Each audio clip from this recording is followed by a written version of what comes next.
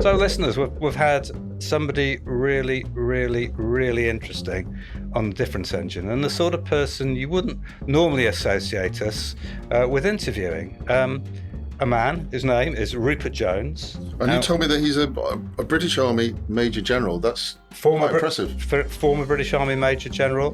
That's pretty much at the top of the ranks in the British Army. He is interesting for many, many reasons. One of which is he helped lead the coalition that took down ISIS.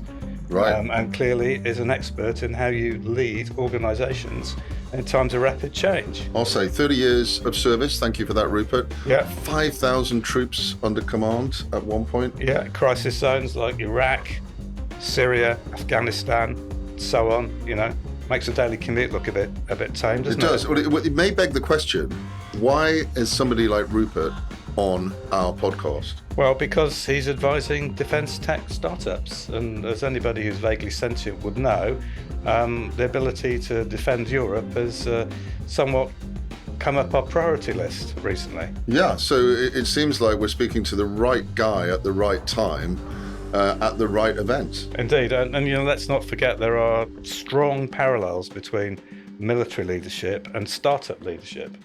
All right. Both situations where the wheels can fly off at any time. So lessons to be learned. Let's see what you make of this one. We're delighted to have with us here at Boardwave Live, broadcasting the Difference Engine live, former British Army Major General Rupert Jones. Rupert, welcome to the Difference Engine. Delighted to be here. That's a bit of a mouthful, wasn't it? It was. I think I did it rather well. You did brilliant. I did it rather well, which is unusual for me, I have to say. So what we want to do is to kick off with trying to get a view on where defence tech is generally in its evolution. I mean, could you start to enlighten us by what you consider is the biggest misconception about the defence tech space is in Europe currently? Yeah, I suppose there's a couple of things, aren't there? I mean, the first one is kind of almost above the technology, and that is, how does our societies view defence? And, we have all been incredibly lucky since 1945 to essentially grow up in a period of relative peace, of burgeoning living standards, where wars haven't really touched us. They felt remote. We've sent our militaries off on either wars of discretion or certainly wars that have not touched the public, unless you're unlucky enough to, have a loved one who was a casualty for sake of argument. And so it's felt very removed. It's felt very remote as you're walking down Oxford High Street. It just doesn't affect you. I think that's changing. Really very rapidly off the back of what we're seeing in Ukraine and the threat that Russia and indeed other adversaries are posing. So I think societies, if we can generalize, are beginning to feel for the first time in probably our living memory that, okay, this is something that matters, and that might be, we might need to make some judgments about where we spend our budget, because defense seems to be a thing that me and my family care about. So I suppose that's the first thing I'd say. Yeah. In terms of kind of the technology, if you like, historically, of course, military technology has been kind of about heavy things, guns, planes, ships, things that go bang.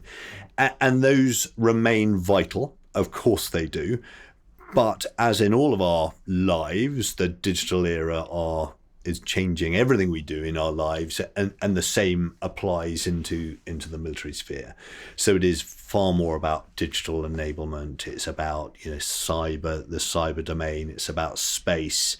It's about those kind of really cutting edge technologies and how you bring those to bear in and of themselves, but also integrated with those other things. How do you make an old fashioned ship software enabled such that it's operating at the pace that the rest of our lives operate at?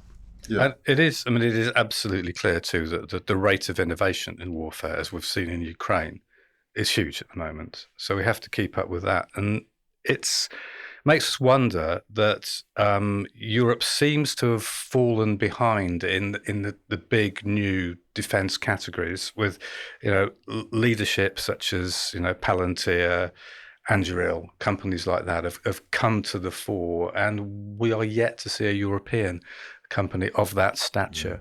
Yeah, and I think there's two elements there, isn't there? So there is this idea that war generates innovation, and that is undoubtedly true. You know, we can all think of what happened in the Second World War. The pace of technical advancement in from 1939 to 1945 was just extraordinary. Didn't Trotsky have something to say? He did. That? He said, "War is the locomotive of change." There you go. And it's kind of it's a quite a nice kind of visual, isn't it? And I think that is right. So what you've then got going on, I guess, is in Ukraine you've got visceral war, and so you're seeing incredible innovation in Ukraine, both if like garage innovation, but also institutional innovation, and we might return to that. Yeah. So then, question: why is it that you mentioned Palantir, for example? Why is it these companies are growing out of the United States and not here in Europe? And I think there's a long and multifaceted answer to that, some of which is to do much broader than defense. It's about entrepreneurism, innovation, right, finance. Because you've got two very extraordinary entrepreneurs at the heart of both those companies. You've got Alex Karp, and you've got Palmer Luckey. These guys are characters. Bingo. Is that why they're getting the attention? Well, I think there's certainly a bit of that, isn't there? But so many of the founders, the CEOs in the US fall into that characterful description.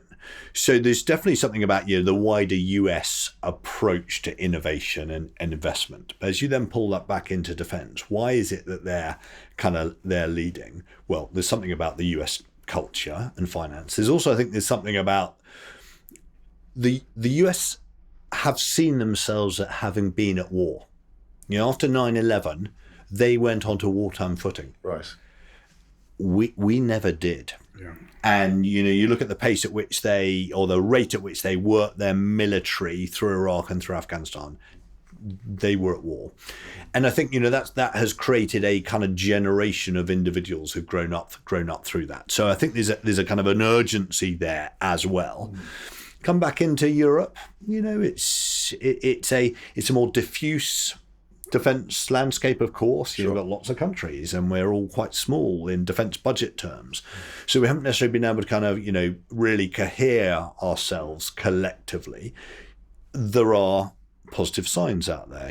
Anduril would be a for instance, essentially a German company that falls into the category, people almost call them the nouveau prime. So the primes of the defense industry, the BAE systems. Yeah, Helsing would be would be what you would call a nouveau prime. Yeah. And historically we've had these really big multinationals, the BAEs, the Northrops, who really, they're massive. Sure. And they really dominate the conversation. And now you've got these Andurils and these Palantirs coming in, and in Europe you've got Helsing. So there are the early signs of at least a European company beginning to play into that space.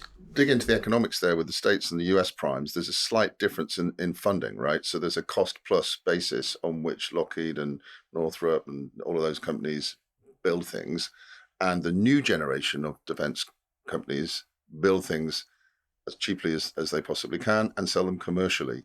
Have we had that? Perhaps we haven't had that over here yet. No, I think that is fair. And the wider issue, I think, with the primes is that for a long time there's been a kind of an unholy alliance between our governments and the primes. Right. Both sides find the relationship a little bit frustrating. But they are both in it and need it. And whether that's Rheinmetall in Germany, BA here, these big companies, governments need them. Increasingly, governments are going, okay, well, we still need the Rheinmetalls of the world, but we also need these new entrants and those really dynamic small companies. But that's quite hard for government. That's quite hard for defence to really leverage what might be a really very small company, but it's got a really niche capability that it needs. How does it square that circle? And UK defence, our European friends, are all trying to make headway on that, but there's definitely more to do. Yeah. But that comes right down to a very particular point, which is in this new environment where there are new things to play for, where the former military-industrial complex is not so applicable, how can European founders compete globally in defense tech? Are there things we're particularly good at? Are there areas where warfare has changed so much that we really have a chance against American defense suppliers? I think it goes back to, where Europe has an advantage, full stop. And certainly in this country, we would point, wouldn't we, to our research base, our academic base, this incredible seam of talent. Yeah. And if you can begin to draw them into defence, 10 years ago, these great men and women, young men and women, wouldn't have thought to go into defence. They'd have channeled their intellect into other spheres. Increasingly, they're growing up in a world where they might think, well, actually, defence is something I want to look into. So I think we've got a competitive advantage there. I think the other thing, here we are, Boardwave, and it's a great example of this. It is in the power of the network. Yeah. Mm-hmm. Because it's lonely trying to sell into defence and national security. Right.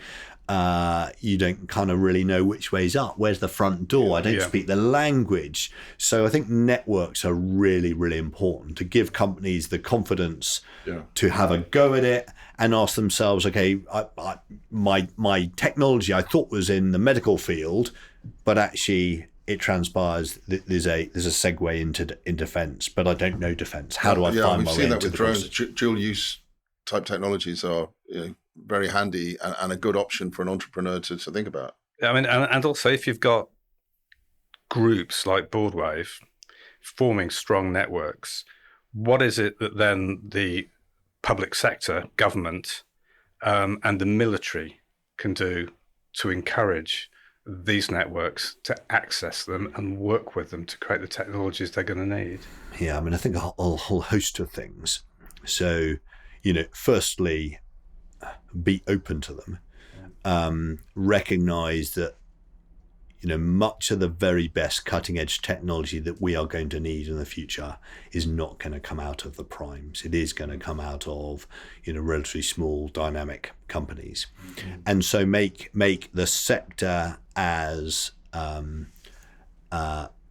flexible as possible to those, what you might call new entrants. Help them, engage them, lean into these networks, because historically defence has been a closed shop. Mm-hmm. And defence, if you like, has got to some degree open its kimono to these companies and welcome them in and have that conversation.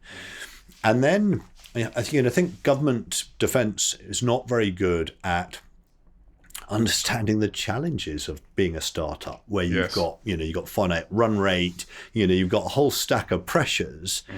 And that's not really how government does its business. It has very slow procurement cycles. It has a very complicated and bureaucratic approvals process, all of which risk putting off a startup, or a startup leans into the process and somewhere along the line just runs out of steam because it hasn't got the money to follow through, for example. Yeah. So not to take us off track a little bit, but government and military may have been slightly to two sides. We've seen recently with some of the cyber attacks that there is talk of potentially government recompensing companies that have been hit by an adversary's cyber attack. So much as though it's ideal maybe to try and keep church and state apart, it looks as though you're going to pay for it one way or the other. Yeah, and I think you also, what that talks to is, this historic delineation between peace and war.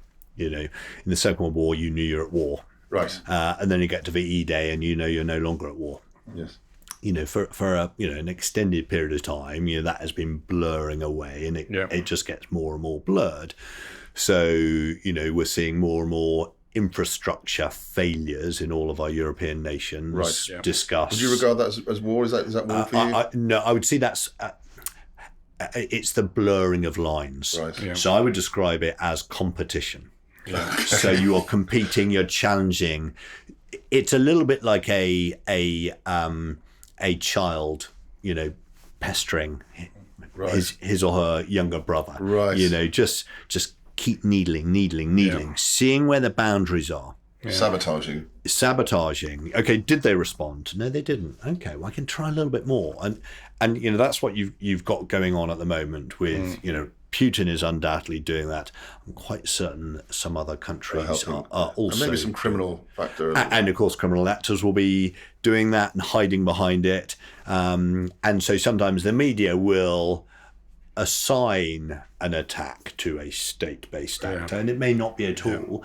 If you're in GCHQ, for example, you can recognise the signs, but the way it's portrayed in the media may be rather different. It would be good probably to step back and talk a little bit about your past if you're comfortable with that, and maybe take us back to your time, serving in Mosul and Raqqah. We may not be at war, but we made a hell of a lot of movies about those times. What was it really, really like on the ground there? And what technologies would have made a difference? Had you had them then? Yeah, it's fascinating, isn't it? So Mosul and Raqqah, liberation of Mosul and Raqqah. So we're talking sort of 2016, 2017. This is when ISIS, Daesh took over large swathes of Iraq and Syria and were holding the population in brutal bondage, frankly. And a global coalition went and helped the Iraqis and indeed our partners in Syria to defeat ISIS on the battlefield. And what did it feel like? Well, I think the first thing I'd say is after the probably quite unpopular wars of Iraq, first time round, and indeed Afghanistan, which were strategically challenged, shall we say, and the public weren't necessarily fully behind them, and that's not a whole lot of fun if you're the soldier. Sure, absolutely. We then found ourselves US-led coalition in the Middle East dealing with ISIS, and it felt very different. It was kind of almost cleansing to go back and be involved in something that was, quite frankly, a clear case of good and evil. Right. Yes. And you were liberating people who really, really want to be liberated from brutal occupation. So that was kind of that as a professional, that felt great. The kit was good because Jonathan was talking about tech here. Yeah. So let me come round to that. So was it good? Yeah, absolutely. It was a US-led coalition. The US were bringing, as were we, some of the most advanced technology in the world. The bulk of the fighting on the ground was being done by our partners, the Iraqis, enabled by us. And I guess what we were doing, as well as advising, the senior levels, was doing what you might call the really clever bits. So the Iraqi army had essentially been defeated, and we trained them back up and we re-equipped them, we put them back into the fight, and they were good enough. Okay. But they were good enough to liberate their towns and cities with international support.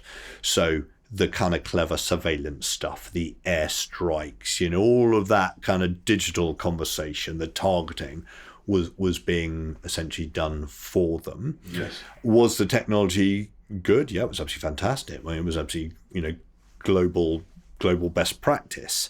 Have we moved on since then in the, call it 8 years since? Yes, undoubtedly.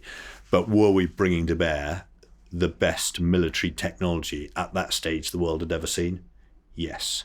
But of course, since then, we've moved on several steps further. So what do I mean by that? Well, we all talk about AI the whole time, don't we? Yeah. And there is no doubt, and we're seeing this in Ukraine, the power of AI is allowing the decision action cycle to accelerate. What do I mean by that? So the process by which you see a bad guy doing a bad thing and you see them and you orientate to what it is you're seeing and you conclude, yes, that's a bad guy and legally I'm allowed to strike, to then go, okay, well, here's an asset, a missile or something that can shoot at it, to then killing that enemy. That historically has been a fairly slow mandrolic process, even as recently as in Raqqah. Yeah. You were using surveillance and tools, but the man was the slowest bit of in your joining up the whole process. Now, and the Ukrainians are really leading the way on this. You can use AI to really accelerate that decision action cycle, what we ultimately call the kill chain. Yeah. The process that leads to a missile, a piece of ordnance, killing your objective. Yeah, and one also assumes that the piece of ordnance that you might use to achieve that aim has now changed because of the arrival of cheap drone technology. Yeah, absolutely. I mean, I think for a long time, almost the economics of warfare have been evolving. So, if you've got a 70-ton tank, it's a very expensive bit of hardware. You're going to need quite an expensive thing, probably in old money, to kill it, a missile. And firstly, there's the pure physics of how you can destroy that tank, but also the economics of it. Quite an expensive missile destroying quite an expensive tank. I think we start to see in the kind of Middle East wars where people were using really quite expensive weaponry to kill a single member of the Taliban, where a sniper bullet might have done it just as effectively. Take that forward to where we are now in Ukraine, the economics have really accelerated because you've got really quite cheap drones that can now kill a tank. Okay, that's changed. Now, what do I destroy that drone with? Well, I could use a missile, but again, there's an asymmetry of economics in this. So the trick is, how do I find a cheap but effective tool to kill that cheap drone? And there's a lot of work going on to kind of align, I say, the economics, but also just the physical challenge of killing it. Right. So while we're on the subject of economics, and funding and getting the price right and matching and so on, what is it that investors who have not been in the defence tech area before need to understand before starting to investigate it? Heaven forfend, actually put some money into backing companies that are going to ensure our security going forward. I think I'd say two things. I mean, the first thing is to understand the sector in its broadest sense, by which I mean, despite the fact the British public, the French public, the Dutch public are more and more concerned about their security, that doesn't necessarily yet translate into the exchequer. So the budget is still very tight. It has increased, and it's due to increase again in the case of Britain in 2027. We shall see, We shall see. And then, under NATO pressure, this country has said, Keir Starmer has said he'll go to 3.5% of GDP in the next parliament if economic conditions allow. Right. Caveat. Yeah. So I think the first thing one has to recognise is you're investing into a sector that has been very significantly underinvested in for a long time. The capability, the armed forces, has atrophied. And now the threat has really accelerated. So you're coming from a very low baseline, which means the poor old people in the Ministry of Defence have got a shopping list as long as their arm. Oh, but haven't the shopping lists the items on the shopping list, as we just discussed, reduced in price in real terms because of dual-use technology, etc., and cheap componentry and all that sort of stuff. And isn't it true that the private sector will spot the vacuum, and Moore's law will kick in, and the price of kit should drop? You would kind of hope so, wouldn't you? You would hope so. I think the jury's out on that, right. but I think you would certainly hope so in time. Defence, I don't just mean UK, has typically gone with exquisite things that can do everything. It's got all the bells, all the whistles. And this idea of going a little bit cheap and cheerful, which is what the Ukrainians are doing very effectively, is quite countercultural. So people talk a lot about it. I want my aircraft carrier. I want my aircraft carrier. I want my fifth generation fighter. I want my tank to be able to do everything. And of course that drives the price point up and up and up. So you're trying to kind of work against that. So back to your investor. He or she is investing into a sector that's got a very long shopping list, but he can't afford an awful lot of things on his shopping list. That's a problem. And then I think the second thing I would say to that investor is recognise that it is a slow game in defence.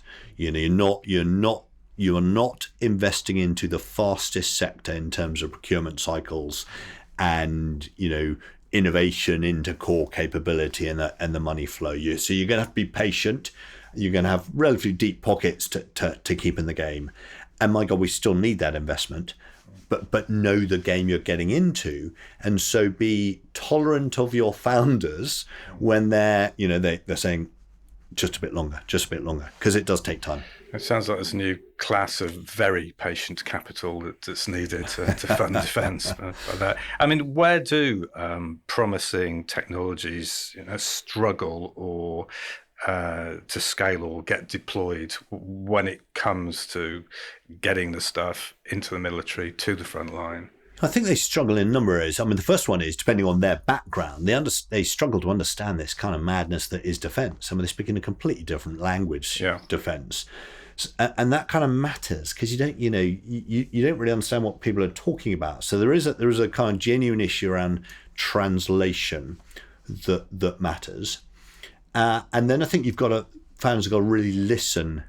In fact, it came up in one of the discussions this morning, customer focus. No one cares about your bit of technology.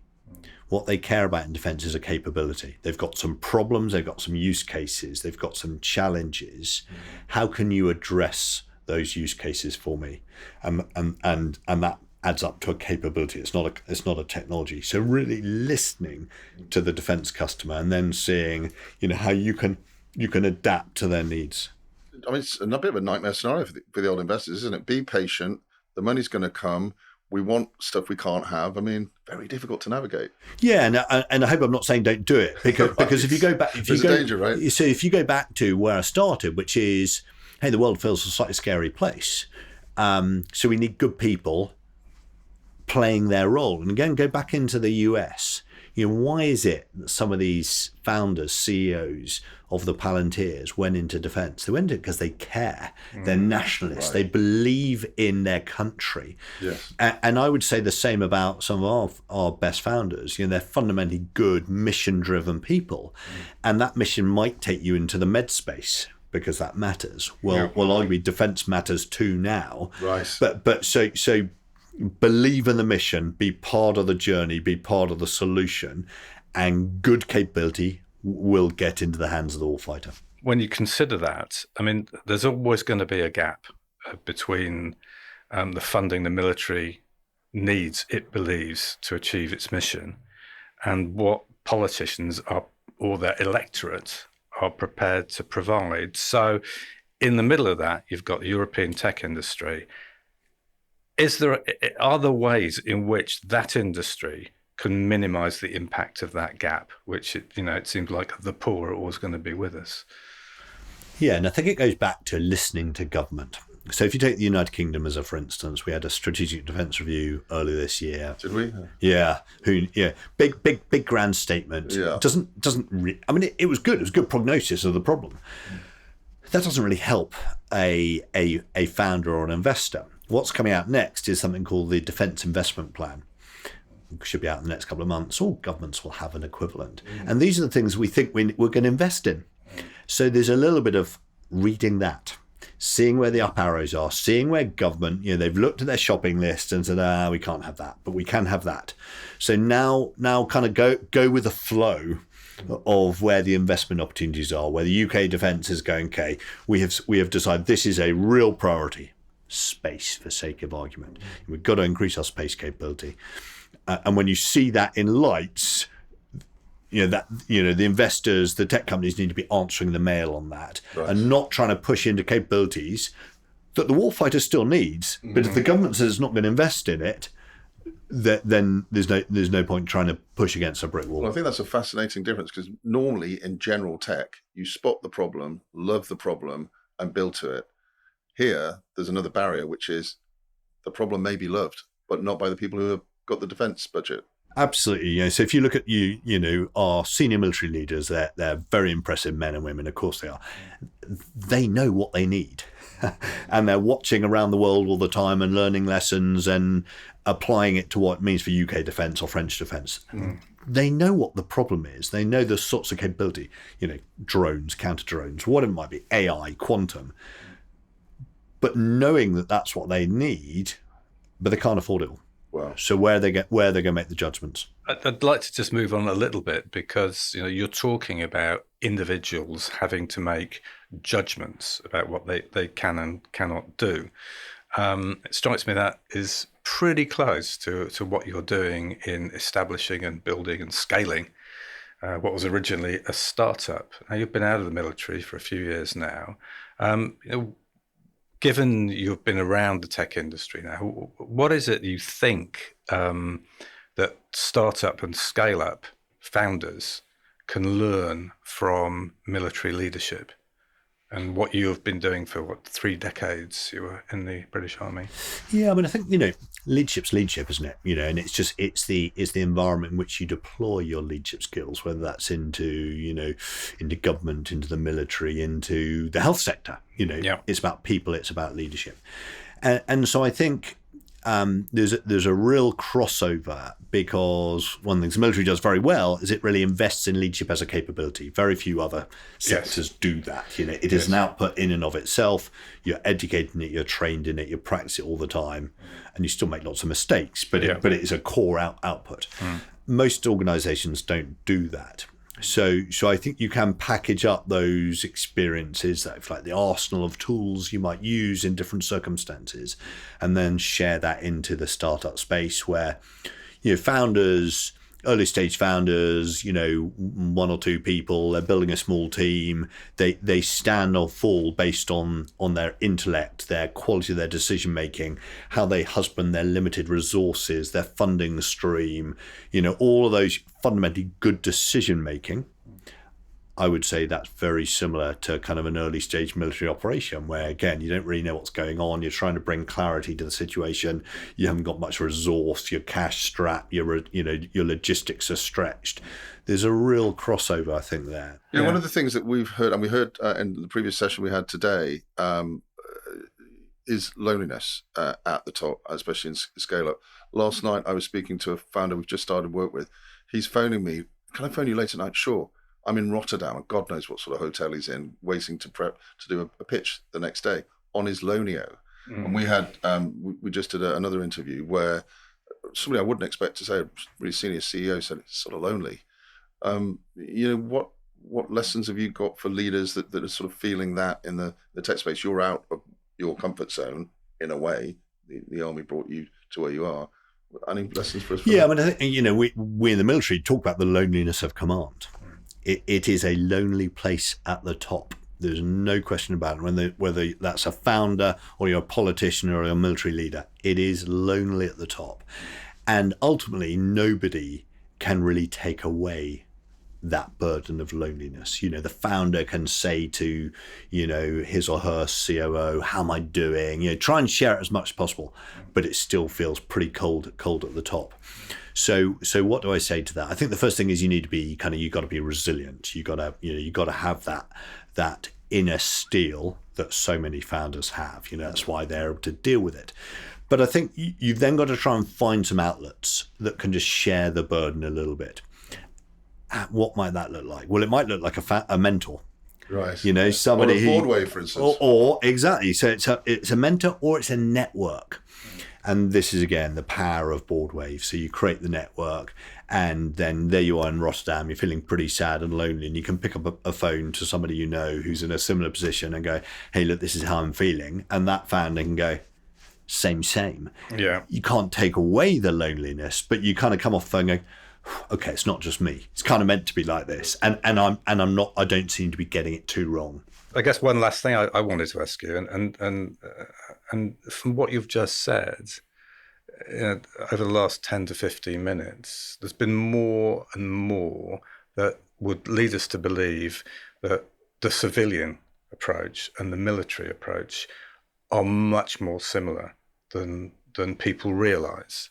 And for those people who have no experience of the military but are thinking about doing something in defence tech, what is it you would say to them about why it's a good thing to do?